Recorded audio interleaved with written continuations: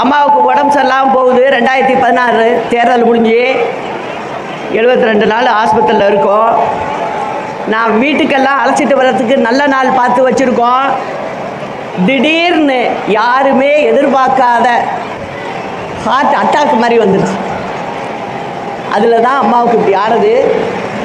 ஆனால் வெளியில் என்னென்ன கதை கட்டி விட்டாங்க நம்ம எதிரிகள்லாம், இந்த அம்மா தான் கொண்டுட்டு அப்படின்னாங்க. இதெல்லாம் யாராவது நம்புவாங்களா? நீ அரசியலுக்காக நீங்கள் செஞ்சீங்கன்னா அது எப்படி உண்மையாகும்? அது எல்லாத்தையும் நம்ம பார்த்தோம். திரும்ப என்ன ஆகுது? அம்மா மறைஞ்சதும் அன்னைக்கு ராத்திரி நம்ம மந்திரிகள்லாம் வராங்க. என்ன சொல்கிறாங்க? சின்னம்மா நீங்கள் முதல்வர் ஆகிங்க. அப்படி தான் எல்லோரும் சொன்னது. எல்லா எம்எல்ஏக்களும் சொன்னது. இது எல்லாமே அந்த தனியார் ஆஸ்பத்திரியில் நடக்குது. நான் என்ன தெரியுமா சொல்கிறேன்? நான் ஒரு அரசியல்வாதிகிட்ட பழகின மாதிரி நான் பழகவே இல்லை. என்னோட சொந்த உடன் பிறந்த அக்காவாக நினச்சிட்டேன். அதனால நான் என்ன சொல்கிறேன்,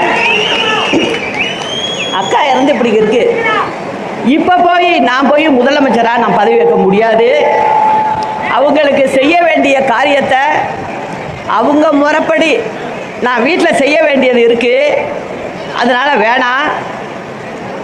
முன்ன இருந்த மாதிரியே பன்னீர்செல்வம் இருக்கட்டும், மற்ற அமைச்சர்கள்லாம் அப்படியே இருக்கட்டும்.